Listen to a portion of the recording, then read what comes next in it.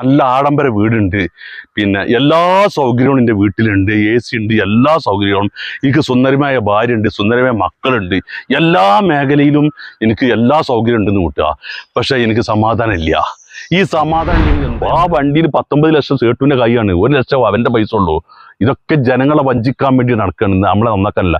നമ്മുടെ കഷ്ടപ്പാടിലാണ് 40% പ്രവാസികൾ ജീവിക്കുന്നത്. ഞാൻ അവിടുത്തെ അവരുടെ ജീവിതം കണ്ട്, അവരുടെ ടെൻഷനും കണ്ട്, അവരുടെ ഓരോ തൊഴിലുകളും കണ്ട് ഇങ്ങനെയാണ് അവർ ജീവിക്കുന്നത്. നമ്മളെ കിണറ്റിൽ നിന്ന് മുക്കിയ വെള്ളം നമ്മളെ പേരിൽ റേഷൻ പിടി തൈരിയും വെറും സമ്മന്തിയും അരച്ചിട്ട് ടേബിളും കൊടുത്തിട്ട് അത് നമ്മൾ വട്ടത്തിൽ നിന്നിട്ട് സന്തോഷം തിന്നുണ്ടെങ്കിൽ അതല്ലേ നമ്മളെ ഏറ്റവും വലിയ സന്തോഷം. എന്നോട് സമാധാനം ഇല്ല, ഒക്കെ കുടുംബ പ്രശ്നമായിട്ടും സമാധാനം ഇല്ലായിട്ടും മക്കളെ കൊണ്ട് പ്രശ്നമായിട്ടും മരുമക്കളെ കൊണ്ട് പ്രശ്നമായിട്ടും പല പ്രശ്നത്തിലും കിടന്ന് നീന്തുകയാണ്. എൻ്റെ ഉപ്പ ഓരടി അടിക്കുന്നതും ഞാൻ കള്ള് കുടിച്ചിട്ടോ സിനിമ കണ്ടിട്ടോ വേറെ എന്തെങ്കിലും പറഞ്ഞ പണി എടുക്കായിട്ടല്ല, എടുത്ത പണി നന്നായിട്ട് എൻ്റെ ഉപ്പന്നെ അടിക്കുന്നത്. അന്ന് ഒരടി ഇന്ന് നമ്മൾ വളരെ കൃഷി മേഖലയിലെത്തി. ഇതിൻ്റെ കാര്യം പറയുകയാണെങ്കിൽ എനിക്ക് ₹1 കടമില്ല, എനിക്ക് വളരെ സന്തോഷമാണ്. 10-30 വർഷമായല്ലേ ഞാൻ ഇവിടെ കൃഷി ഉണ്ടാക്കി തുടങ്ങിയിട്ട്. ഒരു നിലക്കും എനിക്ക് ഒരു ടെൻഷനും ഇല്ല. അള്ളാഹ് തൗഫീഖ് കൊടുത്തിട്ട് എൻ്റെ മകളെ കെട്ടിച്ച് വീടുണ്ടാക്കി, പിന്നെ എൻ്റെ സ്വത്തുകളൊന്നും ഞാനൊരു സെൻറ്റ് പോലും വിട്ടിട്ടില്ല, ജീവിതത്തിലൊക്കെ ലോൺ പോലും ഞാൻ എടുത്തിട്ടില്ല. നല്ല റായത്തായിട്ട് സന്തോഷത്തിൽ ജീവിച്ചിന്. നമുക്ക് ഈ സന്തോഷമല്ലേ വേണ്ടത്. നമുക്ക് കുറേ പണം ഉണ്ടായിട്ടോ അല്ലെങ്കിൽ വലിയ വണ്ടി ഉണ്ടായിട്ടോ ടെൻഷനായിട്ട് എന്താ കാര്യം? നമുക്ക് ജീവിതത്തിൽ നല്ല നല്ല ഭക്ഷണങ്ങൾ കഴിക്കുക, നല്ല പച്ചക്കറി കഴിക്കുക, നല്ല ഫുഡ് കഴിക്കുക, എല്ലാ നിലക്കും കഴിക്കുക. നമ്മൾ കുറേ പണം ഉണ്ടാക്കിയിട്ട് നമ്മൾ പല വിഷമടിച്ച മരുന്നുകളും ഫ്രൂട്ടുകളും പച്ചക്കറിയൊക്കെ തിന്നിട്ട് നമ്മളെ ശരീരത്തിനെ നശിപ്പിച്ചിട്ട് നമുക്ക് എന്താ അതിന് കാര്യം? നമ്മളെ ആരോഗ്യമല്ലേ നമ്മൾക്ക് ഏറ്റവും വലിയ സമ്പത്ത് പറഞ്ഞാൽ നമ്മളെ ആരോഗ്യമല്ലേ. അപ്പം നമ്മളെ ആരോഗ്യം ഉഷാറാവും. നമ്മൾ കൃഷിക്കാണെങ്കിൽ വളരെ സന്തോഷമായി നല്ല റായത്തായി രാവിലെ നമുക്ക് എണീക്കും. നമുക്ക് കൃഷിയിലേക്ക് ഇറങ്ങുമ്പോഴും നമ്മൾ എല്ലാ നിലക്കും പല ന്യൂസുകളും വാർത്തകളും പല നിലക്കും വന്നിട്ടും നമ്മളെ തന്താരി നയിച്ച സ്വത്തോ അല്ലെങ്കിൽ പെണ്ണുങ്ങളെ ആഭരണങ്ങളോ അല്ലെങ്കിൽ സ്വത്ത് വിറ്റ പൈസയോ അല്ലെങ്കിൽ അവനാ നയിച്ച പണമോ ഗൾഫിൽ നിന്ന് കൊണ്ടുവരും. അത് ഏതെങ്കിലും ബിസിനസ്സിൽ വിശ്വസിക്കപ്പെട്ട ബിസിനസ് ആണെന്ന് പറഞ്ഞിട്ട് അതിൽ കൊണ്ടുവിടും. അതിനാണെങ്കിലോ ആ വിശ്വാസിക്കാൻ പറ്റിയ രൂപത്തിലുള്ള പെരുമാറ്റങ്ങളൊക്കെ അവരിലുണ്ടാവും. എന്നിട്ട് പിന്നെ ആ പണം പിന്നെ അതോടുകൂടിയാണ്ട് പണം അസ്തമിക്കുകയാണ്. എന്തിനാണ് നമ്മൾ ഇതിനൊക്കെ നിൽക്കേണ്ട ആവശ്യം? നമുക്ക് കുറച്ച് ഭൂമി വാങ്ങിയിട്ട് നമുക്ക് അതിൽ കൃഷി ചെയ്തുകൂടെ? അല്ലെങ്കിൽ ഭൂമി വാങ്ങാൻ പണം ഇല്ലെങ്കിൽ നമുക്ക് ഇഷ്ടംപോലെ നമുക്കിത് ഇവിടെ പാട്ടത്തിന് കിട്ടാണ്ട്, പാടാണെങ്കിലും പറമ്പാണെങ്കിലും ഇഷ്ടം പോലെ കിട്ടാണ്ട് പല കൃഷി നമുക്ക് ഇത് ചെയ്യാം.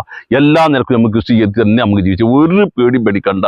നമുക്ക് കൃഷി ഏത് മേഖല താല്പര്യമുള്ള കൃഷിച്ചാൽ ആ കൃഷിയിലേക്ക് ആ കൃഷി തന്നെ നമുക്ക് ഉത്പാദിക്കുക. അവനാണ് താല്പര്യമുള്ള കൃഷി ഉണ്ടാവുമല്ല, ആ കൃഷി തന്നെ നമുക്ക് വിജയിപ്പിക്കുക. ഒരു പേടിയും പേടിക്കണം. നല്ല സന്തോഷത്തിൽ സമാധാനത്തിൽ നമുക്ക് ജീവിച്ചാൽ നമ്മളെ പണങ്ങളൊന്നും, നമ്മൾ അധ്വാനിച്ച പണങ്ങളൊന്നും നമ്മൾ എവിടെയും നഷ്ടപ്പെടില്ല. ഞാൻ ഇപ്പം ചെയ്യണ കൃഷികൾ, ഞാൻ തെങ്ങ് കൃഷി ചെയ്യുന്നുണ്ട്, മീൻ കൃഷി ചെയ്യുന്നുണ്ട്, ആട് കൃഷിയുണ്ട്, കാടക്കൃഷിയുണ്ട്, പിന്നെ പല ഇടക്കൃഷികൾ, പിന്നെ ഇഞ്ചി, ചേന, മഞ്ഞൾ, പിന്നെ വായ, ഇങ്ങനെയുള്ള കൃഷികളൊക്കെ അത് വേറുണ്ട്. വായ വെക്കുക, ചേന വെക്കുക, കുരുമുളക് വെക്കുക, പിന്നെ കൊടിവേരി ഉണ്ടാക്കുക, മഞ്ഞളുണ്ടാക്കുക, ഇങ്ങനെയുള്ള ഇടക്കൃഷിയൊക്കെ ആ പറമ്പിൽ ഉണ്ടാക്കി കഴിഞ്ഞാൽ ആ പറമ്പൊരു പൂങ്കാവനായി. ആ പറമ്പ് നമ്മൾ കാണുമ്പോൾ തന്നെ നമുക്ക് എന്തൊരു സന്തോഷമാണ്. അങ്ങനെ നമുക്ക് ആ ഇടക്കൃഷി ഫുള്ള് ലാഭമാക്കുക. നമ്മളെ തടിയാണെങ്കിൽ നമ്മൾ ഉഷാറാവും, നമുക്ക് നല്ല മുതൽ തിന്നാം. ഇങ്ങനെ നമ്മളെ പറമ്പിൽ പറമ്പിൽ നിന്നുകൊണ്ട് തന്നെ നമുക്ക് കോഴിക്കോട് ഉണ്ടാക്കിയിട്ട് നമുക്ക് ഒരുപാട് മെച്ചപ്പെടുത്താം. അങ്ങനെ എന്ത് തടസ്സം എന്തെങ്കിലും അറിയാത്തുണ്ടെങ്കിൽ എന്നെ വിളിച്ചോളി, ഞാൻ വരാം, ഞാൻ ഒന്ന് കാണിച്ചു തരാം. എന്ത് രൂപത്തിലുണ്ടെങ്കിലും നമ്മൾ പണത്തിന് അവിടെ കൊണ്ടുപോയി പല ബിസിനസ് കൊടുത്ത് നമ്മൾ അസ്തമിപ്പിച്ചിട്ട് നമ്മൾ ടെൻഷൻ അടിച്ചിന്. ഇന്ന് പറഞ്ഞാൽ ഒരാൾ വലിയൊരു വണ്ടിയിട്ട് അടക്കണ്ടെങ്കിൽ ഓനെ ബിസിനസ് അടക്കണ്ടെന്നുണ്ടെങ്കിൽ ഓനെ വിശ്വസിച്ച് പണം കൊടുക്കുകയാണ്. ആ വണ്ടിയിൽ 19 ലക്ഷം സേട്ടുവിൻ്റെ കൈയാണ്, 1 ലക്ഷം അവൻ്റെ പൈസ ഉള്ളൂ. ഇതൊക്കെ ജനങ്ങളെ വഞ്ചിക്കാൻ വേണ്ടി നടക്കുകയാണ്, നമ്മളെ നന്നാക്കാനല്ല. നമ്മളിതൊക്കെ അറിഞ്ഞിട്ട് പിന്നെ നമ്മൾ അതിൽ പണം കൊണ്ടുപോയിട്ട് പല രൂപത്തിൽ ആളെ പറ്റിച്ചാണെന്ന്. അപ്പോൾ നമ്മളെ പണങ്ങൾ എവിടെ ആരും പറ്റിക്കണ്ട. നമ്മൾ കൃഷിയിലേക്ക് ഇറങ്ങി കഴിഞ്ഞാൽ കൃഷി സ്ഥലം വാങ്ങാൻ പണം ഇല്ലെങ്കിൽ നമുക്ക് പാട്ടത്തിന് ഇഷ്ടംപോലെ കിട്ടാണ്ട് അള്ളാഹ് തൗഫീഖ് ഉണ്ടെങ്കിൽ നമുക്ക് കൃഷി ചെയ്യാൻ അള്ളാഹിൻ്റെ റസൂലുള്ളാഹിക്ക് ഏറ്റവും ഇഷ്ടപ്പെട്ട കൈത്തൊഴിൽ ജീവിച്ചലല്ലേ, കൃഷി ചെയ്ത് ജീവിച്ചലല്ലേ. ആ കൃഷി ഭയങ്കര പുണ്യമാണ്, ഭയങ്കര പ്രധാനമാണ്. കൈത്തൊഴിൽ ചെയ്ത് ജീവിച്ചിട്ടുണ്ടെങ്കിൽ അതിന് ബർക്കത്തുമാണ്. നമ്മൾക്ക് അങ്ങനെ ജീവിച്ചാൽ ഒരു നല്ല സമാധാനമാണ്, റായത്താണ്, ഒരു ടെൻഷനും ഇല്ല, ഒരു പേടിയും പേടിക്കണ്ട. ഇപ്പോൾ നമ്മുടെ അടുത്ത് നല്ല പണം ഉണ്ട് കിട്ടുക, വിലപ്പിടിച്ച വണ്ടിയുണ്ട്, നല്ല ആഡംബര വീടുണ്ട്, പിന്നെ എല്ലാ സൗകര്യവും എൻ്റെ വീട്ടിലുണ്ട്, AC ഉണ്ട്, എല്ലാ സൗകര്യവും. എനിക്ക് സുന്ദരമായ ഭാര്യ ഉണ്ട്, സുന്ദരമായ മക്കളുണ്ട്, എല്ലാ മേഖലയിലും എനിക്ക് എല്ലാ സൗകര്യം ഉണ്ടെന്ന് കൂട്ടുക. പക്ഷേ എനിക്ക് സമാധാനം ഇല്ല. ഈ സമാധാനം ഇല്ലെങ്കിൽ എന്താ നമുക്ക് കാര്യം ഉണ്ടായത്? ഈ സമാധാനം ഇല്ലാണ്ട് നമുക്ക് എത്ര പണം ഉണ്ടായിട്ട് എന്താ കാര്യം? നേരെ മറിച്ചിട്ട് എനിക്ക് ഒരു പണമില്ല, നമ്മളടുത്ത് ഒരു പണമില്ല, നമ്മുടെ ബാങ്ക് സീറോ ആണ്, നമ്മളടുത്ത് വണ്ടി ഇല്ല, നമ്മുടെ വീട്ടിൽ റോഡില്ല, ഒരു സാധനം നമ്മളെ കയ്യിലില്ലെങ്കിൽ നമ്മളെ വീട്ടിൽ നമ്മളവിടെ ചെല്ലുമ്പോൾ നമ്മളെ ഭാര്യ അസ്സലാമു അലൈക്കും തന്നെ സലാം തന്നിട്ട് എന്തെങ്കിലും ഇത്ര വൈകിയത്, എന്തെങ്കിലും ഭക്ഷണത്തിന് വൈകിയത്, എന്തെങ്കിലും ഉൾച്ചുടാഞ്ഞില്ല എന്ന് ചോദിച്ചാൽ സന്തോഷത്തിൽ കൈ തന്നാണ് കയറ്റിയിട്ട് നമ്മളെ കിണറ്റിൽ നിന്ന് മുക്കിയ വെള്ളം നമ്മളെ പേരിൽ റേഷൻ പിടി തൈരിയും വെറും സമ്മന്തിയും അരച്ചിട്ട് ടേബിളുമ്പോൾ കൊടുത്ത് വെച്ചിട്ട് അത് നമ്മൾ വട്ടത്തിൽ നിർത്തിയിട്ട് സന്തോഷം തിന്നുണ്ടെങ്കിൽ അതല്ലേ നമ്മളെ ഏറ്റവും വലിയ സന്തോഷം. മറ്റേത് കുറേ പണം ഉണ്ടായിട്ട് സമാധാനം ഇല്ലാണ്ട് ബേജാറായിട്ട് നടന്നിട്ട് എന്താ നമുക്ക് അവിടെ വെച്ചം? അപ്പോൾ നമുക്ക് ഏറ്റവും വലിയ സമാധാനം നമുക്ക് ടെൻഷൻ ഒഴിവായി നമ്മൾ സമാധാനം ഉണ്ടെങ്കിൽ കൃഷിയിലേക്ക് ഇറങ്ങണം. കൃഷിക്ക് ഇറങ്ങി നമ്മൾ നല്ല സമാധാനമാണ്. ഇന്ന് ജനങ്ങൾ പണം ഇടുന്നതിനുള്ള സമാധാനം ഇല്ല, ഒക്കെ കുടുംബ പ്രശ്നമായിട്ടും സമാധാനം ഇല്ലായിട്ടും മക്കളെ കൊണ്ട് പ്രശ്നമായിട്ടും മരുമക്കളെ കൊണ്ട് പ്രശ്നമായിട്ടും പല പ്രശ്നത്തിലും കിടന്ന് നീന്തുകയാണ്. ഇന്ന് നേരെ മറിച്ച് നമുക്ക് സമാധാനം ഉണ്ടെങ്കിൽ നമുക്ക് ഒരു ഫുഡും വേണ്ട, ഒരു പണം വേണ്ട, ഒരു വണ്ടിയും വേണ്ട, ഒരു കെടുക്കാൻ ഒരു വീട് മാത്രം മതി സമാധാനമായിട്ട് ജീവിച്ചാണെങ്കിൽ.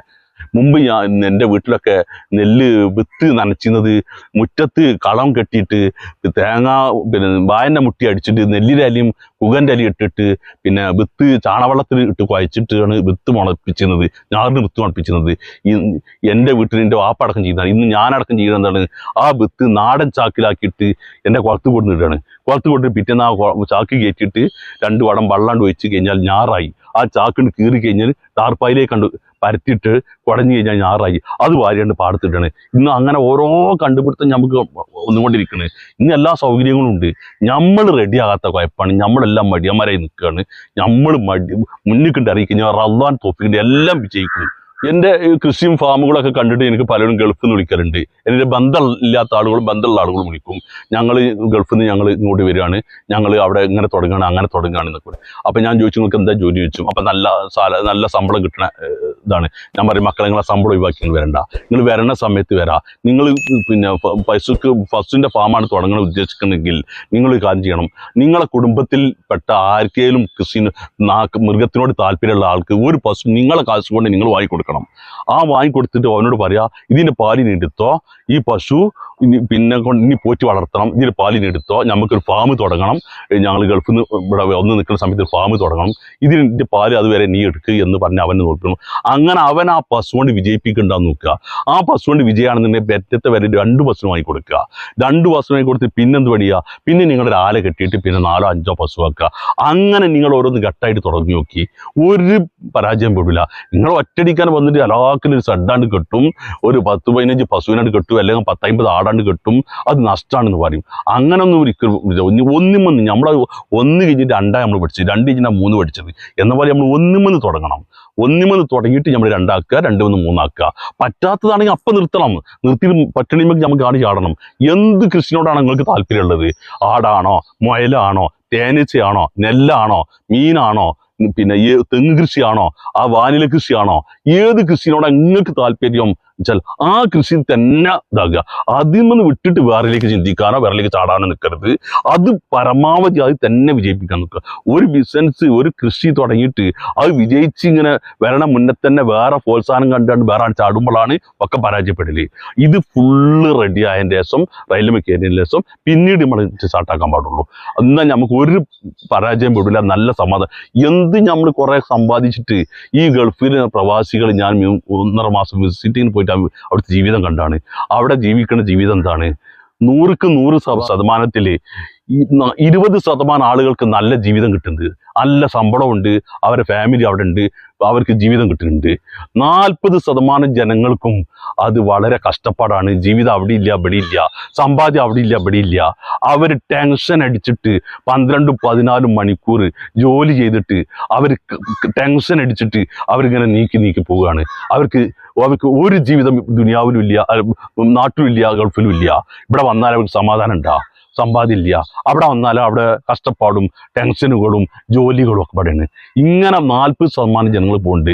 20% ജനങ്ങൾ ചെറിയ ശമ്പളം ഉണ്ടെങ്കിലും കൂടിയിട്ട് അടിച്ചു പൊളിച്ച് ജീവിച്ചാണ്. അവർക്ക് കുടുംബമില്ല, കൂട്ടമില്ല, ഭാര്യയില്ല, കുട്ടികളില്ല, കിട്ടുന്ന പറ്റി എന്നുള്ളവർക്ക് ജീവിച്ചവരാണ്. അവരങ്ങനെ ജീവിച്ചോട്ടെ. ഈ 40% ജനങ്ങളുണ്ട് അവിടെയല്ല ജീവിച്ചവർ. അവരെ സ്ഥിതിയൊക്കെ അറിഞ്ഞാൽ വളരെ വിഷമാണ്. ഒരു യത്തീം കുട്ടിനെ സഹായിച്ചാൽ എന്തെല്ലാം കൊണ്ടാണ് ആഹത്തുള്ളത് എന്നതുപോലെ ഒരു 40% പ്രവാസികളെ സഹായിച്ചു കഴിഞ്ഞാൽ എൻ്റെ അഭിപ്രായത്തിൽ ഒരു യത്തീംകുട്ടിനെ സഹായം കിട്ടുന്ന തോന്നുന്നത്. അത്ര കഷ്ടപ്പാടിലാണ് 40% പ്രവാസികൾ ജീവിക്കുന്നത്. ഞാൻ അവിടുത്തെ അവരുടെ ജീവിതം കണ്ട്, അവരുടെ ടെൻഷനും കണ്ട്, അവരുടെ ഓരോ തൊഴിലുകളും കണ്ട് ഇങ്ങനെയാണ് അവർ ജീവിക്കുന്നത്. എന്നാൽ അവർക്ക് ഇവിടെ വന്നാൽ സമാധാനം. ഇങ്ങനെയുള്ളവർക്കൊക്കെ ഇവിടെ ഈ കൃഷിയിലേക്ക് വന്നു കഴിഞ്ഞാൽ ഉണ്ടല്ലോ, അവർ വളരെ ഉത്സാഹമായിട്ട് ഓരോ ഏത് മേഖല അവർക്ക് താല്പര്യം വെച്ചാൽ അത് നിൽക്കും. അതെല്ലാം കൃഷി ചെയ്തുകൊണ്ടിരിക്കുന്ന ആളുകൂടെ കൂടെ നിന്നിട്ടാണെങ്കിൽ അത് പ്രത്യേകിച്ചും വിജയിക്കും. ഞാനൊരു കർഷകനായത് എൻ്റെ ഉപ്പ കർഷകനായിരുന്നു, എൻ്റെ വല്യപ്പ കർഷകനായിരുന്നു. എൻ്റെ ഉപ്പ എന്നെ കൃഷിയിലേക്ക് ആദ്യം മുതലേ ഇങ്ങനെ വളർത്തി കൊടുന്നെങ്കിലും എൻ്റെ ഉപ്പ ഓരടി അടിച്ചിരുന്നതും ഞാൻ കള്ള് കുടിച്ചിട്ടോ സിനിമ കണ്ടിട്ടോ വേറെ എന്തെങ്കിലും പറഞ്ഞ പണി എടുക്കായിട്ടല്ല, എടുത്ത പണി നന്നായിട്ട് എൻ്റെ ഉപ്പന്നെ അടിച്ചിരുന്നത്. അന്ന് ഓരടി ഇന്ന് നമ്മൾ വളരെ കൃഷി മേഖലയിലെത്തി. ഇന്നത്തെ യുവാക്കൾ എന്താണ് ചെയ്യണത്? ആൻസിൻ്റെയും പാൻപ്രാക്കിൻ്റെയും പല ലഹരി അടിമായി പോവുകയാണ്. ഇങ്ങനെ ഞാൻ ഇവിടെ കുറേ ചെറുപ്പക്കാരോട് കുറച്ച് പറഞ്ഞ്, നിങ്ങളൊക്കെ പാടെ ഇങ്ങനെ നമ്മൾ കോട്ടങ്ങൾ ആരത്തുണ്ടാവും, നിങ്ങളൊക്കെ പാടെ കൂടിയിട്ട് എന്ത് പച്ചക്കറി കൃഷിനോട് നിങ്ങൾക്ക് താല്പര്യമുണ്ടോ, എന്ത് കൃഷിനോട് താല്പര്യം ഞാൻ സൗകര്യങ്ങളൊക്കെ ചെയ്തുതരാം. വേറെ പാടങ്ങൾ ഇവിടെ പലതും ഉണ്ട്. കൃഷിയാണെങ്കിൽ വിത്ത് ഞാൻ കൊടുന്നേരാം, വെള്ളം ഞാൻ തരാം. നിങ്ങൾ കൃഷി ഉണ്ടാക്കാൻ താല്പര്യം ഉണ്ടെങ്കിൽ പയറോ പച്ചക്കറികളോ പിന്നെ എന്ത് ഇടക്കൃഷികളോ വാഴക്കൃഷികളോ ചേനക്കൃഷിയോ താല്പര്യം ഉണ്ടെങ്കിൽ അതിന് സ്ഥലം ഞാൻ സൗകര്യം ചെയ്തു തരാം. നിങ്ങൾ ഒരു 10 ആളുകൾ കൂടിയിട്ട് പിന്നെ ഇങ്ങനെ കൃഷിയിലേക്ക് നിങ്ങൾ വരണം എന്ന് പറഞ്ഞ് ആർക്കാണ് അതിന് താല്പര്യമുള്ളത്? അതിന് ഒരു കേൾക്കാനും സൗകര്യമില്ല, പിന്നെ അത് ചെയ്യാനും സൗകര്യമില്ല. എല്ലാം മൊബൈലിൽ ഇന്ന് കൈ വീസ് നടക്കണ രംഗമല്ല കാണുന്നത്. ഇന്ന് എപ്പോൾ നോക്കിയാലും ഒരു കൈ ചവിട്ടതാണ്. ഈ മൊബൈലും പിടിച്ച് വാട്സപ്പും വെച്ച് തോണ്ടിയിട്ട് ഇതിലേ അടിമായിട്ടാണ് പോണത്. അല്ലാതെ ഒരു കൃഷി ചെയ്യണമെന്നോ, ഒരാടിനെ വളർത്തണമെന്നോ, കോഴി വളർത്തണമെന്നോ, മുയൽ വളർത്തണമെന്നോ, 2 പശുവിനെ വീട്ടിൽ കെട്ടണമെന്നോ, അത് എന്തെങ്കിലും 10 രൂപ കായ് ഉണ്ടാക്കണം എന്നുള്ളൊരു കൂട്ടല്ലെന്ന് വരുന്നത്. ഇനിയിപ്പോൾ ഇനിയുള്ള തലമുറയൊക്കെ നമ്മൾ എന്ത് പണിയണം? നമ്മൾ കൃഷിയിലേക്ക് ഇറങ്ങണം. കൃഷിയിലേക്ക് ഇറങ്ങിക്കഴിഞ്ഞാൽ എന്താവുമെന്നറിയോ? നമ്മളെ കുട്ടിയോടും ആ കൃഷിയിലേക്ക് ഇങ്ങനെ വരും. പഠിക്കുന്ന കുട്ടികൾ പഠിക്കട്ടെ, അല്ലാത്ത ആളുകളുണ്ടല്ലോ അവരൊക്കെ വയ്യാത്തവർക്കും കൃഷി, എത്ര പ്രായമുള്ളവർക്കും കൃഷി ചെയ്യുക. കൃഷി ചെയ്യാൻ ഭാരമുള്ള പണിയല്ല. കാരണം ഒരു ചുമട് കയറ്റലോ തെങ്ങുമ്പ് കയറലോ മരത്തുമ്പ് കയറലോ അല്ല. കൃഷി അവനാൻ്റെ സൗകര്യത്തിന്, അവനാൻ്റെ ഇഷ്ടത്തിന്, അവനാൻ്റെ റെസ്റ്റ് എടുത്തിട്ട് അവനാണ് ചെയ്യാൻ പറ്റുന്ന കൃഷിയാണ്. അങ്ങനെ നമ്മുടെ കുട്ടികളെയും നമ്മൾ ഈ കൃഷിയിലേക്ക് കൊടുന്നു കഴിഞ്ഞാൽ നമുക്ക് നല്ല നല്ല മുതലുകൾ തിന്നാം, നല്ല പിന്നെ സമാധാനം ഉണ്ടാവും. എല്ലാ നിലക്കും നമുക്ക് മെച്ചപ്പെടുത്താൻ സാധിക്കും. അതിനുവേണ്ടി എല്ലാ ചെറുപ്പക്കാരും യുവാക്കളൊക്കെ കൃഷിയിലേക്ക് ഇറങ്ങണം. കൃഷി ഇറങ്ങിയിട്ട് നമ്മൾ കൃഷി ഇതാണ് വിജയിപ്പിക്കേണ്ടത് വെച്ചാൽ നമുക്ക് വിജയിപ്പിക്കുക. അതിന് എല്ലാ നിലക്കും ഉദ്യോഗസ്ഥന്മാർ, കൃഷിഭവനും സർക്കാരും എല്ലാ നിലക്കും സപ്പോർട്ട് തരുന്നുണ്ട്, ആനുകൂല്യങ്ങൾ തരുന്നുണ്ട്. അതിനുള്ള എല്ലാ ക്ലാസ്സുകളും നമുക്ക് തരുന്നുണ്ട്. അപ്പോൾ എല്ലാവരും നമ്മൾ ഈ കൃഷിയിലേക്ക് ഇറങ്ങി കൃഷിയെ നമുക്കൊരു മാതൃക രൂപത്തിൽ തന്നെ നമുക്ക് കൊണ്ടുവരാൻ സാധിക്കും. എൻ്റെ കൃഷി കാണാൻ പല ആളുകളും ഇവിടെ വരവുണ്ട്. അത് പിന്നെ രാഷ്ട്രീയക്കാരുണ്ട്, പിന്നെ എൻ്റെ ബിസിനസ്സുകാരുണ്ട്, പലവരും എന്നോട് ബന്ധമുള്ള ആളുകൾ ഇവിടെ വരുന്നുണ്ട്. ഓരോന്നോട് ചോദിച്ചറിയലുണ്ട്, ഞാനെല്ലാം പറയുന്നുണ്ട്. അങ്ങനെ ഒരു നല്ലൊരു ബിസിനസ്സുകാരൻ, നല്ല എല്ലാം കൊണ്ടും പിന്നെ ഇവിടെ മലപ്പുറം ജില്ലയിൽ അറിയപ്പെട്ട ഒരു ബിസിനസ്സുകാരൻ എന്നോട് ഞാൻ പറഞ്ഞു, നിങ്ങൾ ബിസിനസ്സൊക്കെ അത് നടക്കുന്ന രൂപത്തിനായിക്കോട്ടെ, നിങ്ങൾ കുറച്ച് കൃഷി സ്ഥലം വാങ്ങണം. കൃഷി സ്ഥലം വാങ്ങിക്കഴിഞ്ഞാൽ എൻ്റെ എല്ലാ പ്രോത്സാഹനങ്ങളും ഉണ്ടാവും. നമുക്ക് അതുകൊണ്ട് ഒരുപാട് ഗുണങ്ങൾ കിട്ടും, ഒരുപാട് ആളുകൾക്ക് പണികൾ കിട്ടും.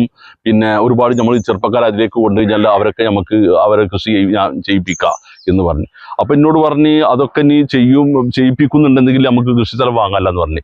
എന്നാൽ അയാളെ എൻ്റെ വാക്ക്, ആ ബിസിനസ്സുകാരൻ എൻ്റെ വാക്ക് കേട്ട് ഒരു 5 ഏക്കറോളം കൃഷി സ്ഥലം വാങ്ങി, പിന്നെ ഞാൻ തന്നെ കച്ചവടമായി കൊടുത്തത് വാങ്ങി. ഇന്ന് അള്ളാൻ തൗഫീഖ് വഴി അതിൽ ഫുള്ള് കൃഷി ചെയ്യണ്.